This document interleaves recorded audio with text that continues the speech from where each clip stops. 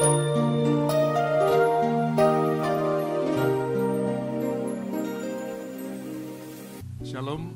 selamat pagi saudara yang kasih Tuhan. Tuhan sesungguhnya terus berkarya tanpa henti untuk membawa kehidupan kita ini sempurna. Tapi satu hal yang ingin saya katakan pagi hari ini, bahwa itu semuanya akan terjadi dengan baik, sebagaimana yang Tuhan kehendaki ketika Dia melakukan proses-proses dalam kehidupan kita. Itu juga tergantung kesediaan kita untuk diubah. Tuhan mengendaki ada kerjasama yang baik, pengertian yang baik. Maka saya sering katakan kepada saudara bahwa pengertian yang benarlah yang akan memungkinkan kita ini bisa memiliki sikap yang benar. Maka firman Tuhan terus mengajar pada kita, menunjukkan kepada kita kesalahan-kesalahan kita. Firman Tuhan juga lah yang memperbaiki kelakuan kita. Agar setiap kehidupan saudara dan saya ini benar-benar diperlengkapi dengan setiap perbuatan yang baik. Tuhan menghendaki supaya kita dapat diberikan kemampuan untuk menjaga iman kita. Bahkan lebih dari sekedar menjaga iman adalah Tuhan mendapati kehidupan saudara dan saya kapan saja kita didapatinya hidup kita ini berkenan. Baik pada saat kita sedang menerima berkat maupun ketika kita sedang ada masalah, pergumulan yang berat.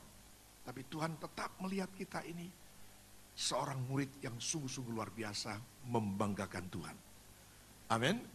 Jadi firman Tuhan yang setiap kali kita dengar ini dalam rangka menjaga iman kita, meluruskan jalan-jalan kita, mengajar kepada kita hal-hal yang mungkin belum kita ketahui, atau meneguhkan kembali apa yang pernah kita lakukan dan menunjukkan kepada kita kesalahan kita.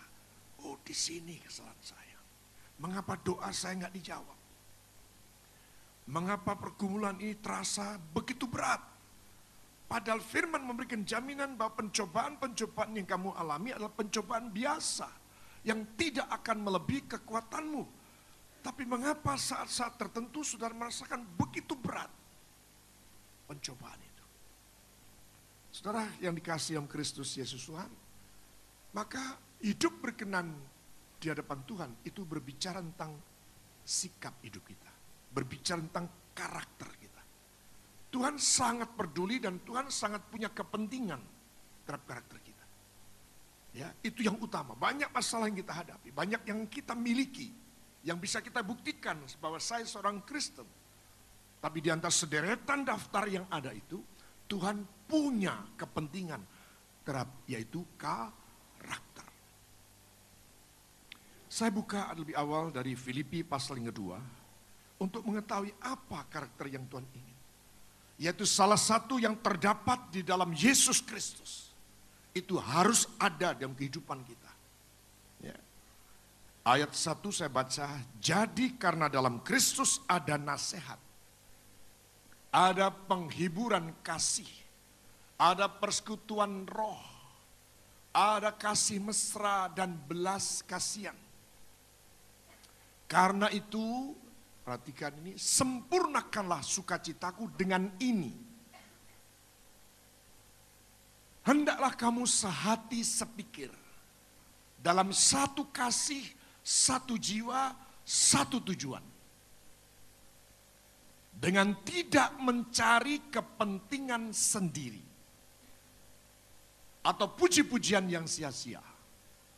Sebaliknya hendaklah dengan rendah hati yang seorang menganggap yang lain lebih utama daripada dirinya sendiri. Ini karakter Yesus. 4. Dan janganlah tiap-tiap orang hanya memperhatikan kepentingannya sendiri, tetapi kepentingan orang lain juga. Kalau ditambahkan supaya bagaimana caranya kita bisa hidup merendahkan diri, mengutamakan kepentingan orang lain, ada sesuatu yang harus kita lepaskan. Ada sesuatu yang harus kita bebaskan dari diri kita, tidak kita pertahankan. Ayat 5. Hendaklah kamu dalam hidupmu bersama, nah ini, menaruh pikiran dan perasaan yang terdapat juga dalam Kristus. Menaruh pikiran dan perasaan, pikiran Kristus adalah keselamatan orang. Amin. Yang penting bagaimana orang itu selamat. Baik. Perasaannya apa? Belas kasihan. Dikatakan dengan menaruh pikiran dan perasaan yang terdapat juga dalam Kristus Yesus. Yang walaupun dalam rupa Allah tidak menganggap kesetaraan dengan Allah itu sebagai milik yang harus dipertahankan. Dia lepaskan itu. Ya. Melainkan telah mengosongkan dirinya dan mengambil rupa seorang hamba. Dan menjadi sama dengan apa? Manusia. Topik atau tema yang saya bagikan pagi hari ini adalah tentang keegoisan. Dan ternyata egoisme ini bukan hanya ada di dunia sana, di sekuler. Tapi ternyata juga terdapat dan bisa jadi menguasai kehidupan kita. Tanpa kita sadari. Ya, keegoisan. Ini yang coba kita akan perhatikan untuk mengerti tentang Filipi 2 ayat 1 sampai 6 tadi. Ada hal-hal yang harus kita lepaskan untuk supaya kita bisa memiliki karakter Yesus. Yaitu yang mengutamakan kepentingan orang lain daripada kepentingannya sendiri. Bukan berarti kita tidak boleh punya kepentingan sendiri. Tetapi diutamakan adalah kepentingan orang lain. Diutamakan. Ini kita belajar tentang ini. Supaya hidup kita berkenan. Supaya iman kita terpelihara dengan baik. Kalau Tuhan mendapati saudara yang sedang dalam pergumulan yang berat. Tuhan mendapati iman saudara baik terpelihara. Hidup saudara berkenan. Saya percaya doa-doa saudara pasti didengar. Dan Tuhan bersegera memulihkan keadaan kita. Jadi bukan hanya dengan cara kita punya persoalan, kita berdoa. Minta segera saja diselesaikan. Tapi begitu ada masalah kita lalu melakukan langkah koreksi, langkah introspeksi. Apa sebabnya kok sampai muncul masalah ini? Apa sebabnya doa-doaku kok tidak didengar? Apa sebabnya pergumulan ini terasa berat? Sampai-sampai terasa kita tidak sanggup memikulnya. Kenapa? Jawabannya adalah bisa jadi karakter kita belum terbentuk. Kita belum memiliki karakter Yesus. Kita belum mendapati dalam diri kita terjadi keubahan. Kita belum sungguh-sungguh berpindah dari manusia lama kepada manusia baru. Ini yang membuat berat. Ini yang membuat iman kita jadi mandul. Ini yang membuat pergumulan demi pergumulan tidak segera ada penyelesaiannya. Sekalipun memang waktu setiap orang dalam menghadapi pergumulan mungkin masalahnya sama. Tapi waktu itu memang waktunya Tuhan. Tidak harus sama. Mungkin sudah mendengar seorang bersaksi tentang katakan ini contoh yang klasik. Punya hutang. Itu kok 3 bulan sudah selesai ya. Sementara saya sudah berdoa 1 tahun. Bahkan utangnya tidak berkurang, tambah malah. Kenapa? Sudah tidak selesai-selesai, dimarahi orang. Ya, padahal saya juga berdoa, padahal saya juga sudah ibadah. Sama-sama dalam satu tim pelayanan. Relatif soal waktunya. Tapi akan menjadi nyata pertolongan Tuhan ketika Tuhan mendapati hidup saudara berkenan di hadapan Tuhan. Dan mendapati iman saudara, iman yang berkemenangan. Mari berikan tepuk tangan. Saudara bisa lihat di depan ini ada satu tema yang untuk bagaimana kita mengerti bisa-bisa ini ada dalam diri kita, keegoisan ini. Ya, ada.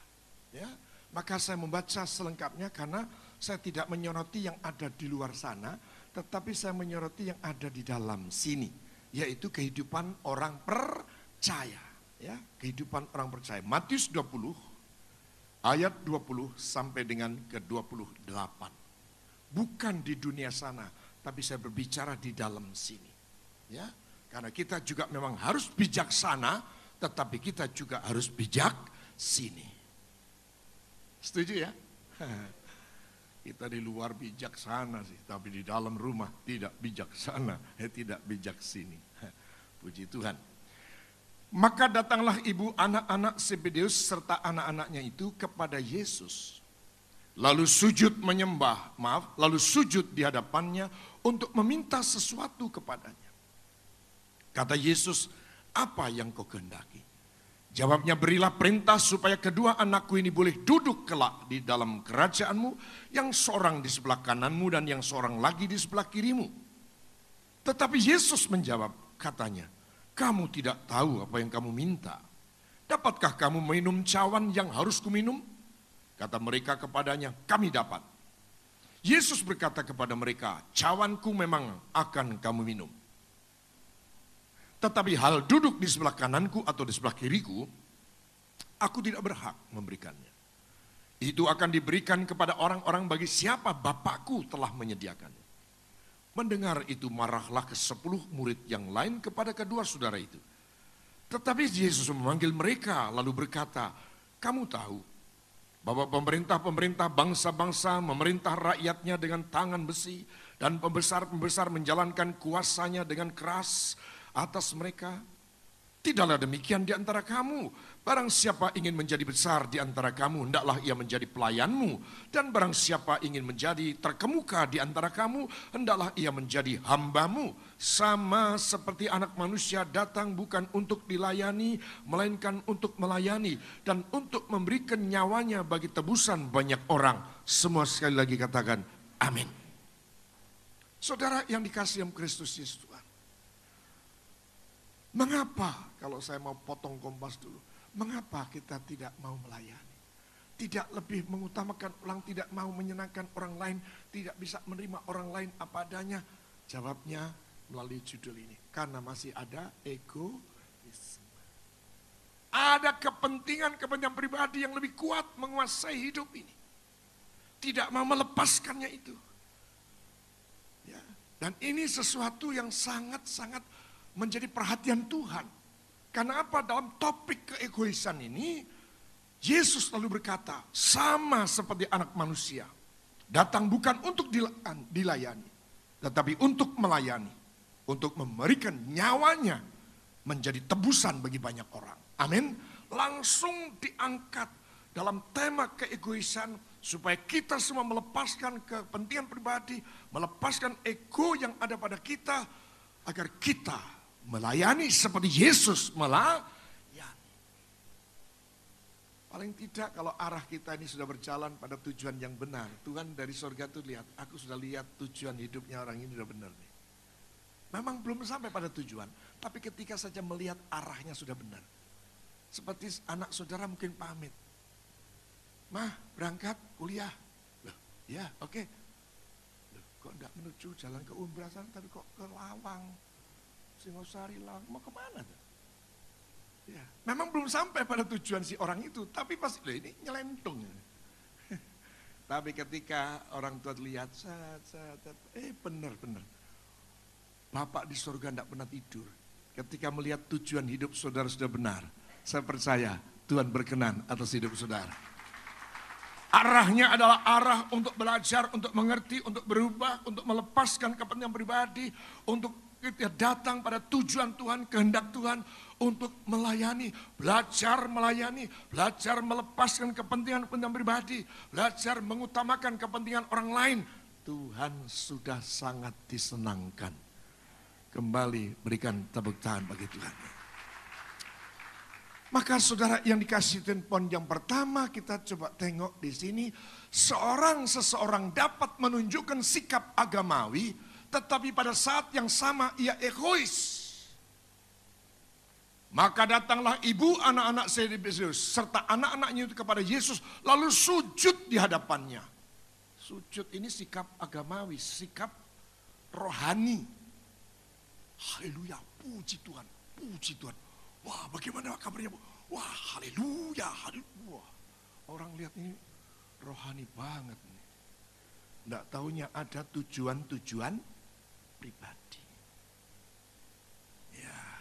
senyum-senyum, apa dan sebagainya. Ya, bukakan pintu, ada jemaat turun, dibukakan pintu. Ya, bahkan yang mungkin sakit, tak gendong Pak, tak gendong Pak, tak gendong Pak, tak gendong Pak. Tapi ternyata punya kepentingan pribadi. Ada bisa kita menunjukkan sikap-sikap rohani, sikap-sikap agamawi, tetapi saat yang sama ternyata kedapatan ada kepentingan pribadi. Ini yang perlu kita koreksi keras. Waktu kedatangan Tuhan sudah sangat singkat. Saya rindu setiap saudara, doa saudara dijawab. Kalau Tuhan mengizinkan saudara ada dalam pergumulan, saudara muncul lebih dari seorang pemenang. Saudara semakin mengenal Tuhan, hati semakin melekat kepada Tuhan. Jangan hambat proses Tuhan, hanya kita mempertahankan ego. Aku wongi yang ngene iki. Gelem gak gelem ya wis ngene iki. Arema. Apalagi ditambah Arema. Nggak melok-melok Arema ini disangkut-sangkut. Kita mesti lepaskan. Kita bisa jadi, saudara, dengan sikap-sikap yang sangat rohani. Sangat-sangat agamawi. Tapi saat yang sama ternyata apa? Egois. Ini yang seringkali menjadi penghambat. Sehingga dalam persekutuan kita tidak bisa harmoni. Karena akhirnya ketahuan, ternyata orang itu baik-baik begini. Haleluya, haleluya. Ya. Wah. Suka menolong, suka menolong. Ternyata ujung-ujungnya duit. Ya. Ada kepentingan. Ya, ada kepentingan. Lanjut. Yang kedua. Jadi yang pertama seseorang dapat mempunyai Yang pertama dulu saya ulang baca. Seseorang dapat menunjukkan sikap agamawi atau rohani, tetapi pada saat yang sama ia egois. Si ibu ini tidak peduli. Dia punya anak murid Yesus 12. Ya, maka dia kemudian meminta sesuatu dengan cara sujud menyembah luar biasa. Ayat bagian 2 sekarang. Yang kedua, seseorang dapat mempunyai pewahyuan yang hebat, tetapi pada saat yang sama ia egois. Aku dapat pernyataan Tuhan. Tuhan minta supaya aku mendirikan yatim piatu. Tuhan minta, saya jelas sekali itu. Ternyata ujung-ujungnya Tuhan perintahkan pada saya untuk saya buka gereja sendiri. Ujung-ujungnya duit. Ujung-ujungnya kalau enggak duit kepentingan pribadi, status, kedudukan.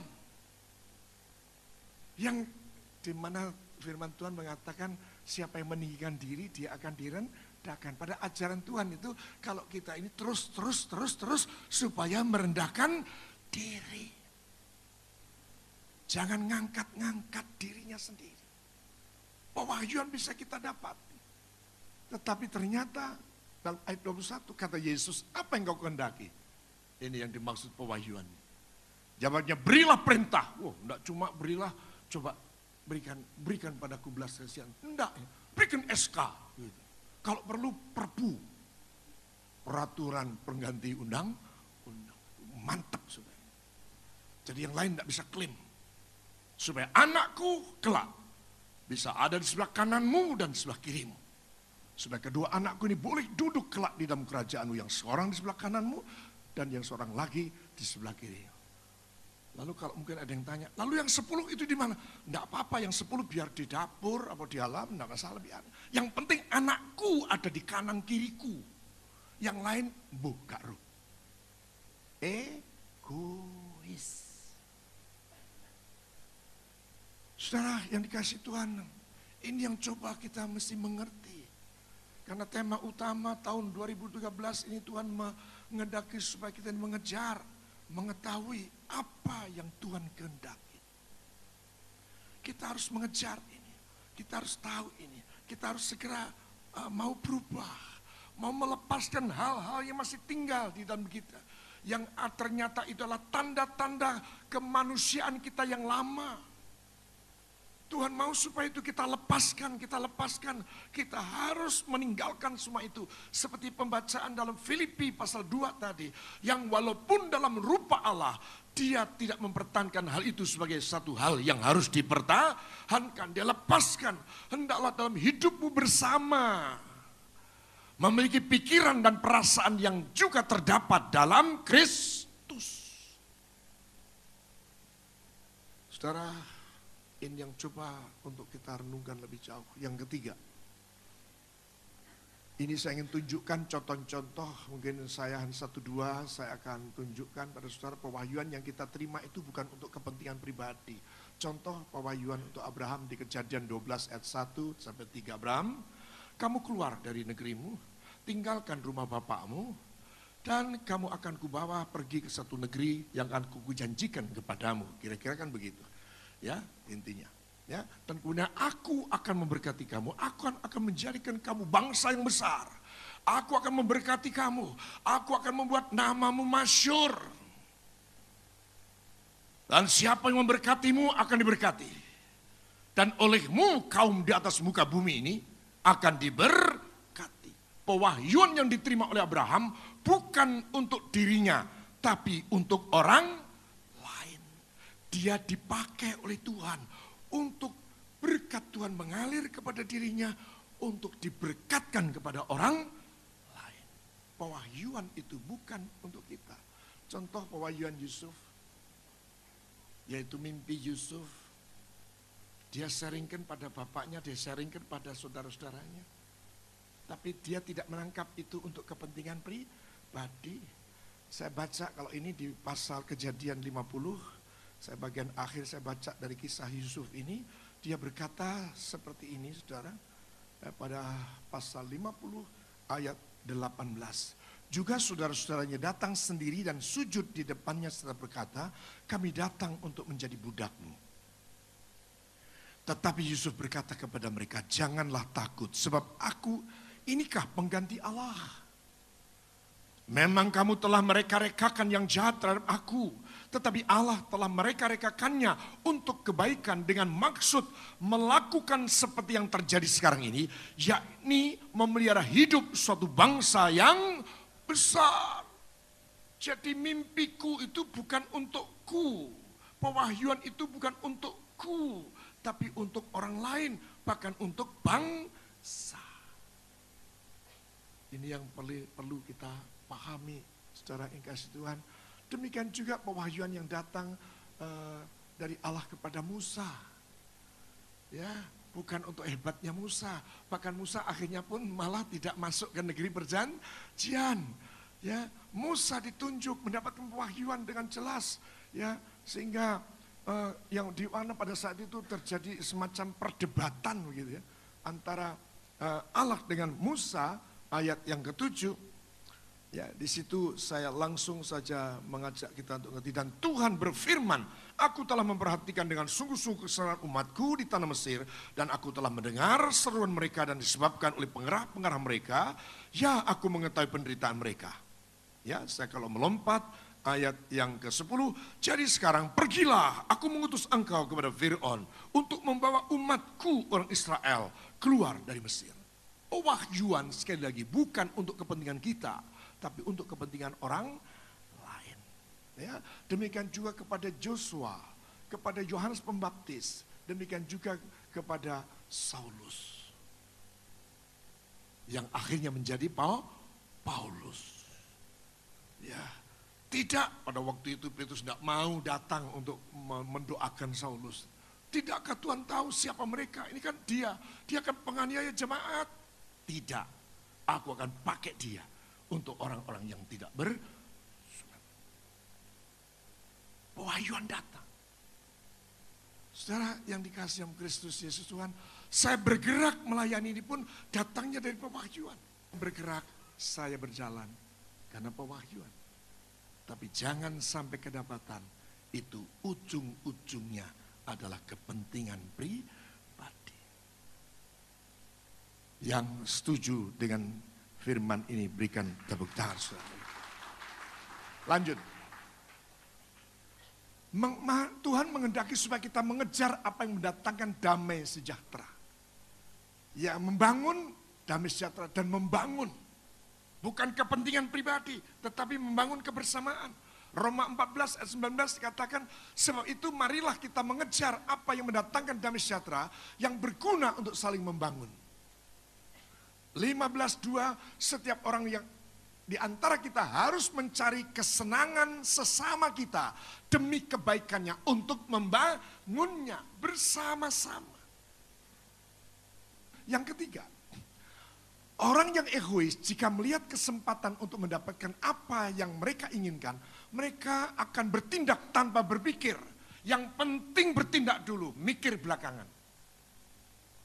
Kalau dia melihat ada kesempatan, apa yang dia inginkan itu terbuka. Ya, siap-siap. Yesus memberikan jawaban apa? Kamu tidak tahu apa yang kamu minta. Dapatkah kamu minum cawan yang harus kuminum? Langsung saja mereka apa? Kami dapat.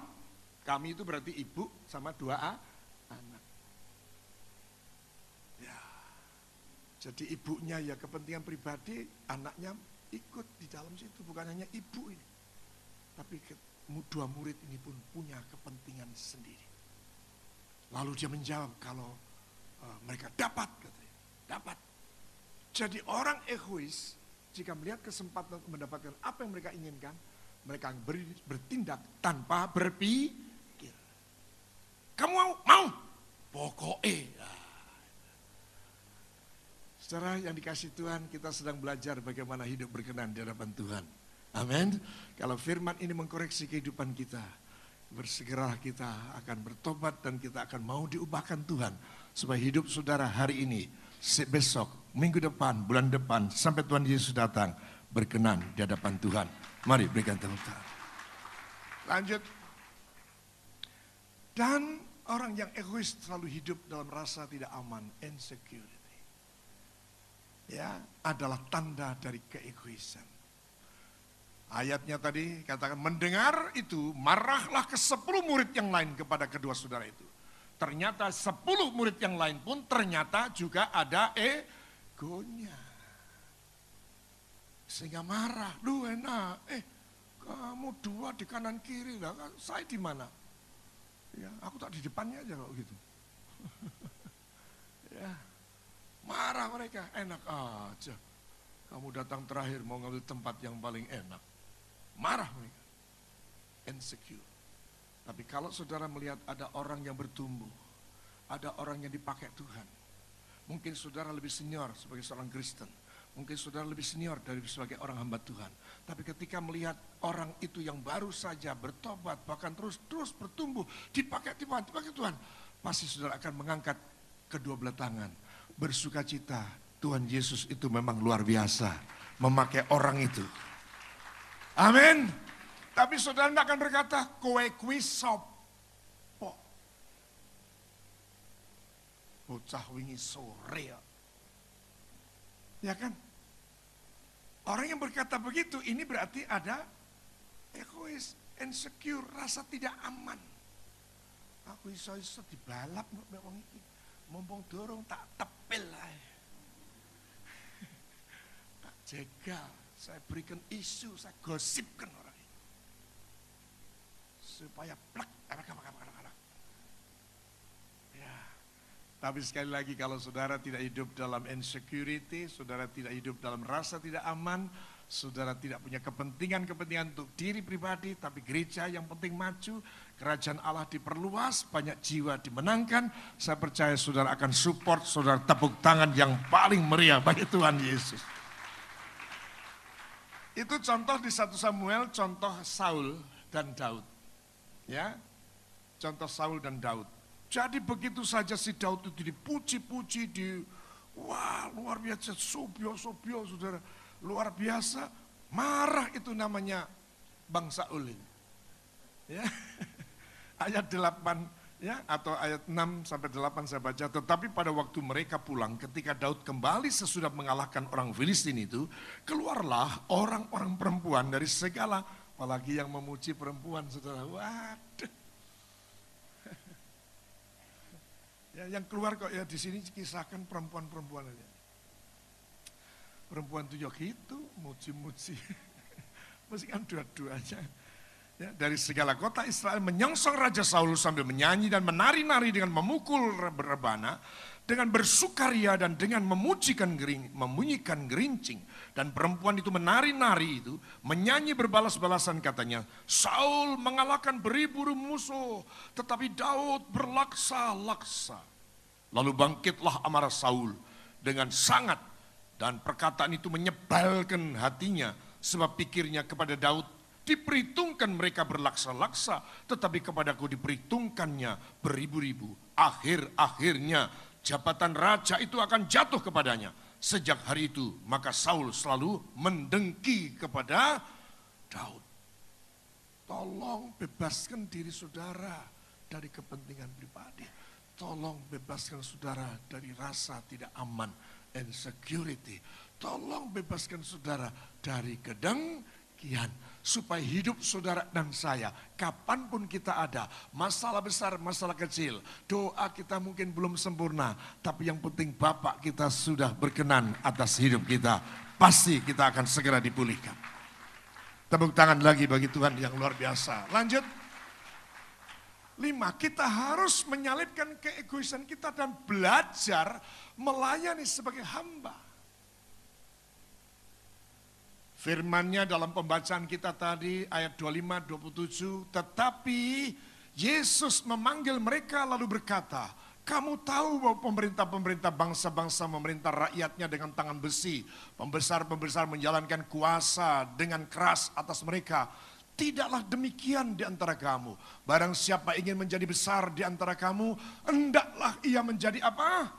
Pelayanmu. Dan barang siapa ingin menjadi terkemuka di antara kamu, hendaklah ia menjadi apa? Hambamu.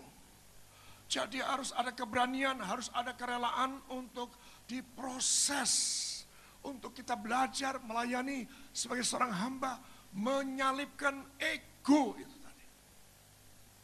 Menyalipkan kepentingan-kepentingan pribadi. Masih ingat tutur firman Tuhan yang mengatakan kalau kamu ikut aku, kamu harus menyangkal dirimu dan kamu harus memikul salibmu setahun sekali. Mikul salib berapa? Setiap hari. Ini yang coba kita perlu pahami. Adakah kita ada dalam proses penyalipan ego? Jadi orang Kristen jangan hanya sekedar memikirkan dan terobsesi untuk hidup nyaman, untuk diperkaya, untuk jabatan, untuk status, itu pasti akan Tuhan sediakan. Tapi yang terpenting arah hati kita, kesiapan kita, kerelaan kita untuk menjalani proses pembentukan itu. Sehingga Yesus yang penuh dengan kuasa, yang membangkitkan orang mati, menyembuhkan orang buta, yang lumpuh, yang timpang, membuat mujizat dengan 2 ikan 5 ketul roti, 5.000 orang lebih makan dengan kenyang. Tetapi pada saat dia ditangkap, keluarnya dari Taman Getsemani, sepertinya dia orang yang tidak punya kuasa. Kerelaan untuk menggenapkan rencana Bapa. Kerelaan untuk menjalani proses itu. Supaya tidak ada lagi tanda-tanda manusia lama dalam hidup saudara dan saya. Tetapi Tuhan akan bangga, engkaulah anakku, kepadamulah aku berkenan. Berikan tepuk tangan, haleluya. Ketika saudara rela menyalipkan keegoisan, kepentingan-kepentingan pribadi, mulai belajar dari kelompok kecil, dari kepentingan-kepentingan yang kecil, yang mungkin biasa selama ini kita menjalaninya, dan terus ada di dalam kehidupan seperti itu yang ternyata dikoreksi habis-habisan oleh firman. Apa yang kita kejar kalau bukan perkenanan Tuhan? Amin. Wah, segala sesuatu boleh saudara nggak punya. Tapi ketika saudara punya piala perkenanan Tuhan, mahkota yang Tuhan sediakan buat saudara. Wow, itulah kebahagiaan. Amin. Lanjut. Bagian terakhir. Karakter harus bertumbuh dewasa. Karakter harus bertumbuh dewasa. Ya, karakter harus bertumbuh dewasa. Harus terus mengalami proses yang tidak berhenti. Ya, saya ambil contoh dalam Matius pasal 16 ayat yang ke-24 tadi sudah saya katakan, yaitu lalu Yesus berkata kepada murid-muridnya, setiap orang yang mau mengikut aku ya harus menyangkal dirinya. Ini pun proses, tidak instan, ya. Menyangkal dirinya, memikul salibnya dan mengikut aku. Ini pun proses, tidak berhenti. Beberapa contoh saya ambil ini, yaitu mampu disakiti tanpa kepahitan. Ya, kalau sudah ini, enggak apa-apa. Ya, Tuhan pasti punya maksud. Ya, saya bersyukur Tuhan pakai dia untuk proses aku. Kalau enggak ada dia, aku kan enggak ngalami proses. Enggak masalah, Mas. Mas, terus Mas. Ya, kita ngalami disakiti tapi tidak ada kepahitan. Dengar baik-baik. Di antara jemaat, jangan sampai satu dengan yang lain. Gesekan pasti terjadi. Interaksi satu dengan yang lain pasti terjadi. Sesuatu yang saudara real, nyata saudara dapati. Seringkali apa yang kita dapati, kenyataan tidak sesuai dengan harapan. Kalau toh itu mengecewakanmu, jangan saudara pahit. Amin. Tetap pandang Yesus, ibadah, layani Tuhan. Berkati orang-orang itu. Kedua, kita harus mampu mengasihi tanpa menuntut imbalan. Kapan itu aku pernah nolong kamu? Sekarang waktunya kamu nolong aku. Loh, saya dulu ditolong apa? Aku lah dulu pernah minjemi kamu waktu kamu mau ngurus KTP itu. Kamu tidak punya uang, kamu kan tak kasih uang 50.000. Gitu. Iya, sekarang ya ini. Loh, sekarang saya ada kebutuhan. Berapa? 10 juta.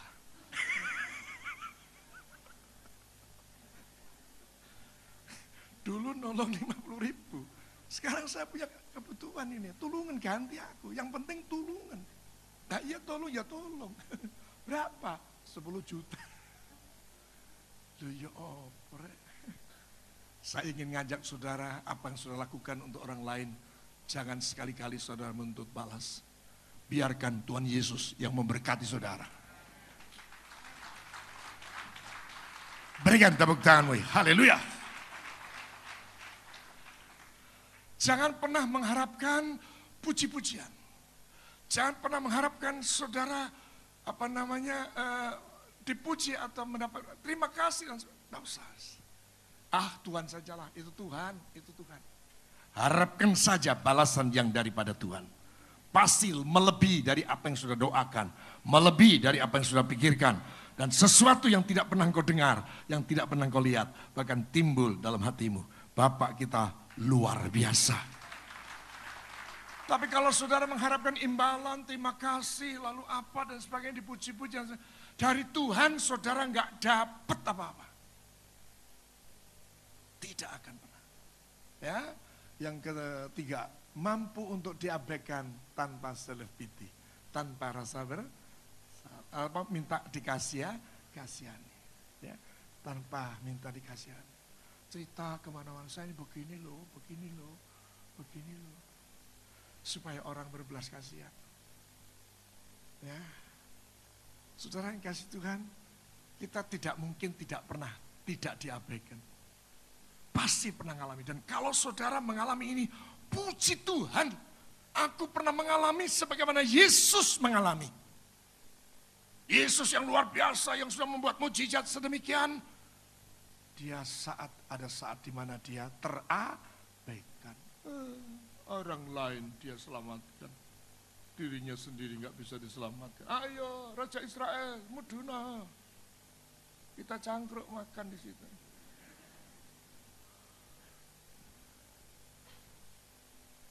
Saudara, nggak perlu. Karena setiap proses itu adalah porsi kita masing-masing. Dan Tuhan sedang merencanakan sesuatu yang luar biasa ketika saudara dapat menyelesaikan proses sampai finish, sampai pada akhirnya. Mari berikan tepuk tangan, haleluya. Jangan pernah meminta dan berharap belas kasihan dari orang. Jangan. Ya, jangan minta dikasihani, mengasihi diri sendiri. Ya, lalu apa, terus malah nyakiti dan sebagainya. Waktu makan, tidak makan, waktu tidur. Tidak tidur, waktu orang lain tidur, dia makan. Tapi waktu makan bersama, aku enggak makan, enggak. Terus aku mati lah ya. Tapi orang-orang saudaranya kok lihat loh, kok seger wae gitu. Ternyata orang pada tidur, dia makan. Walah. Ya. Tidak. Ya, kalau toh kita diabaikan, enggak perlu minta belas kasihan orang. Merasa saudara lebih layak, merasa saudara lebih pintar, merasa saudara lebih pantas. Tidak. Semua ada pada otoritas Tuhan. Kalau saudara sedang diabaikan, nikmati. Supaya saudara mengalami kesendirian dengan Tuhan Yesus. Berikan tepuk tangan. Mampu untuk rendah hati. Sewaktu disanjung. Mampu, tetap rendah hati. Jaga hati. Jangan sampai tidak kuat nahan kepalanya sendiri. Tetap rendah hati. Kalau nggak ada kepentingan, saya percaya saudara tidak akan mengharapkan pujian dari siapapun juga, ya, sanjungan dari siapapun juga. Tetap mampu menghargai komitmen dan nilai-nilai luhur. Jadi kalau kita sedang begini, terus selalu ada orang, jangan, kan firman Tuhan itu mengatakan begini, jangan, alah sok rohani, sampean tidak ngalami, aku nih ngalami. Loh, diberitahu hidup yang baik kok malah marah gitu. Ya, mampu menghargai komitmen dan nilai-nilai lu.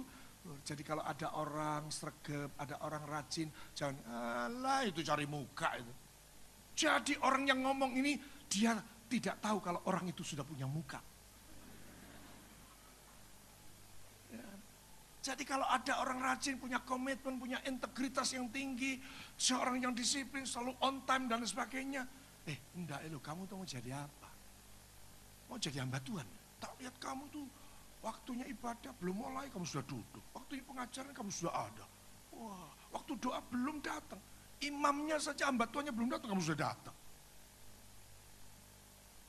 Jangan dimarahi dong. Tapi, waduh, saya mesti niru Anda ini. Ya, Anda ini orang yang punya komitmen. Mengerjakan, diberi tanggung jawab, mesti beres. Tapi ketika saja bisa jadi kalau ego ini ada di sini, melihat orang lain punya komitmen, kita, alah ya itu tadi, itu pasti ngejar jabatan itu. Ya, daripada ngejar jabatan, sana ikut lelangan camat di DKI sana. Kan sedang dilelang sekarang, kepala desa sama kepala lurah sama camat, melok. Ya, hargai kalau ada orang sregep, rajin, lebih baik dan sebagainya, kita angkat topi, amin. Sekalipun saudara tidak pakai topi. Hargai maksudnya. Berikan tepuk tangan bagi Tuhan. Akhirnya mampu menghadapi, maksudnya bukan menghadapu, ya, menghadapi ketidakadilan tanpa membela diri atau membenci. Tidak masalah. Sebab memang sumber keadilan itu bukan dari manusia. Tidak ada seorang pun manusia yang mampu memberikan kepada saudara keadilan. Hanya satu nama saja yang mampu memberikan kepada saudara sungguh-sungguh adil, yaitu Yesus Kristus Tuhan. Jangan pernah salahkan orang itu, jangan pernah membenci orang itu. Pakai apa yang diajarkan Tuhan Yesus. Bapa, ampuni orang itu, karena dia tidak tahu apa yang dia perbuat. Tapi itu berkata demikian, tapi tulus dari hati. Amin. Saya rindu kita semua sepanjang kehidupan kita ke depan, Tuhan melihat kepada kita masing-masing perkenanan Tuhan. Amin. Kejar ini. Saudara dapatkan sesuatu pagi ini. Yang pasti Tuhan mengendaki kita semua berkenan. Lepaskan. Dan saya baca ulang Filipi pasal yang kedua tadi, dan kita persiapkan untuk kita menerima perjamuan kudus. Ini terjadi juga oleh karena kenosis, atau melepaskan hak, mengosongkan diri dari Yesus Kristus itu. Tanpa itu kita tidak beroleh keselamatan. Jadi karena dalam Kristus ada nasihat, ada penghiburan kasih, ada persekutuan roh, ada kasih mesra dan belas kasihan. Karena itu sempurnakanlah sukacitaku ini. Dan hendaklah kamu sehati sepikir dalam satu kasih, satu jiwa, satu tujuan. Dengan tidak mencari kepentingan sendiri atau puji-pujian yang sia-sia. Sebaliknya hendaklah dengan rendah hati yang seorang menganggap yang lain lebih utama daripada dirinya sendiri. Dan janganlah tiap-tiap orang hanya memperhatikan kepentingannya sendiri, tetapi kepentingan orang lain juga. Puji Tuhan.